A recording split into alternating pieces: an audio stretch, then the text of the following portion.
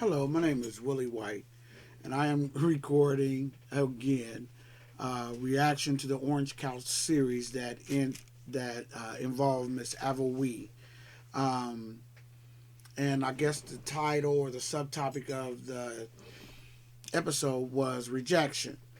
And I am looking at the Orange Couch series in relationship to gender-based violence and what that looks like.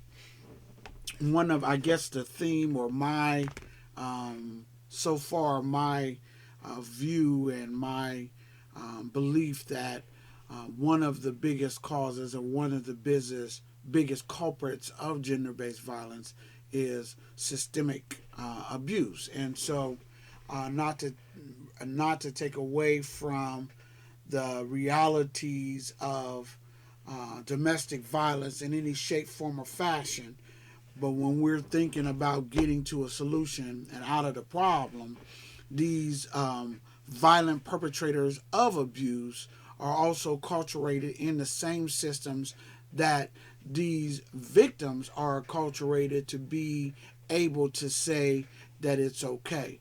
And so being able to approach it from a macro stance, I think is something that we need to look at seriously.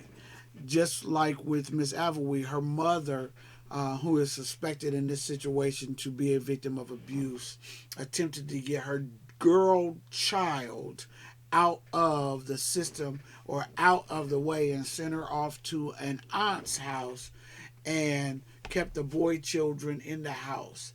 And the girl child at age 4 experienced the attempt of safety on the mother's behalf as rejection.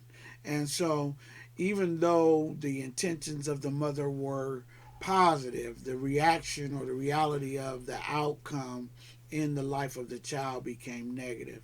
Aviwe went on to experience her father and her uncle violently beating her mother, and then became confused by the reality of that, and then was brought up in that culture of regularity of abuse against women. And so when mom had enough and moved out and moved into another situation where there were then four or five brothers, and she the only female child, that um, it seemed as though, or it was presented as though, that this family was then in a better economic situation. They had a helper, they had someone who was responsible for the helping of the care of the children, as well as the older child, because I think this child was 14 years older. Her brother that climbed into bed with her and made it okay for himself to have sex with his sister in this reality, or his stepsister, um, was something that was then put back on her as a shame based experience. Even so, in the presentation, she wasn't able to say anything, but her mother insulted her. The reality that she was subject to abuse in a place of safety and robbed of her innocence in such a way was minimized by the system because of the structure that had been created as a result. And so she went on to live out the self proclaimed ideal of victimization, and allowed a situation to go on entirely too long, even though she was aware of the red light indicators to get herself into a position of safety.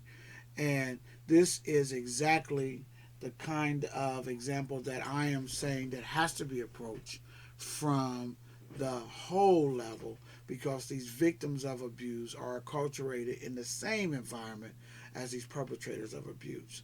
And so gender based violence, as it is being discussed in this culture, is something that domestic violence, violence in the home, violence in the house, is something that is one of those unspoken um, scenarios that goes on far too often and far too um, um, readily. I guess I would say it just happens far too much for us to continue to look away. And at the end result, this focus being on violence against women is something that we are highlighting in this system, and absolutely we need to take ownership of that as men.